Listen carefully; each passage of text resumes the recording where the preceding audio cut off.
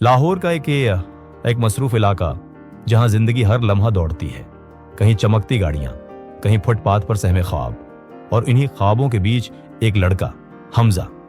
एक मामूल की दुनिया। हमजा सिर्फ 16 साल का था जब वो दोनों वालिदीन को एक ट्रैफिक हादसे में खो बैठा। लाहौर की गलियों में वो अब अकेला था, एक यतीम जिसका कोई नहीं। मामों ने कहा, हम पर पहले ही बोझ है, तुझे कैसे संभाले। और यूं हमजा सड़क पर आ गया। लोगों के जूते पॉलिश करना, होटल पर बर्तन धोना, यही अब उसकी दुनिया थी। दिन रात मेहनत के बावजूद लोग उसे सिर्फ चाय वाला बच्चे या यतीम लड़का कहकर बुलाते।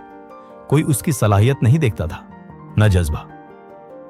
एक दिन होटल पर काम के दौरान हमजा की नजर एक मोबाइल फोन पर चलती यूट्यूब वीडियो पर पड़ी। एक स्पीकर कह रहा था, दुनिया तुम्हें तब तक नजरअंदाज करेगी जब तक तुम खुद को मनवा न लो। यह जुमला हमजा के दिल में उतर गया। उसी रात उसने अपने टूटे हुए थैले से पुराना रजिस्टर निकाला। कुछ साल पहले उस स्कूल में वो हमेशा पहली पोजीशन लेता था। अब दिल में कुछ जागा, मैं भी कुछ कर सकता हूं। हमजा ने पुराने स्कूल के उस्ताद, जिन्हें वो खां सर कहकर बुलाता था, से राब्ता किया। खां सर ने न सिर्फ उसे सुना बल्कि हौसला दिया। बेटा, हालात पर काबू पाना मुश्किल होता है, लेकिन नामुमकिन नहीं। पढ़ाई ही वो रास्ता है जो तुझे यहां से निकालेगा। खां सर ने रोजाना 1 घंटे की मुफ्त क्लास देना शुरू की और हमजा ने काम के बाद दिन रात पढ़ना शुरू कर दिया। दिन को काम, रात को मुतालिया। भूखा प्यासा, अक्सर बगैर पंखे के गर्मी में पढ़ना। कुछ लोग मजाक उड़ाते, उस्ताद बनेगा, पहले अपना पेट तो पाल ले। लेकिन हमजा ने कभी हार नहीं मानी। उसने खुद से वादा किया था, एक दिन यही लोग मुझे सलाम करेंगे। 1 साल बाद हमजा ने लाहौर बोर्ड का मैट्रिक इम्तिहान दिया, बगैर किसी कोचिंग या सहूलत के। नताइज के दिन वो होटल पर बर्तन धो रहा था जब किसी ने आवाज दी, हमजा, तू बोर्ड में 3री पोजीशन पर आया है। पूरे मोहल्ले में शोर मच गया। टीवी चैनल्स, अखबारात, सबने उस यतीम लड़के को नुमाया किया। पहली बार दुनिया ने उसकी तरफ देखा।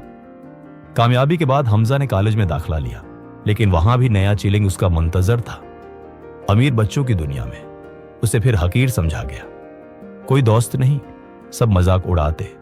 अक्सर वो तन्हा बैठकर रोता, लेकिन वो जानता था, अगर मैं अब हार गया तो फिर वही सड़क, वही जूते पॉलिश करना पड़ेगा। उसी दौरान उसने एक मजमून नवीसी मुकाबले में हिस्सा लिया।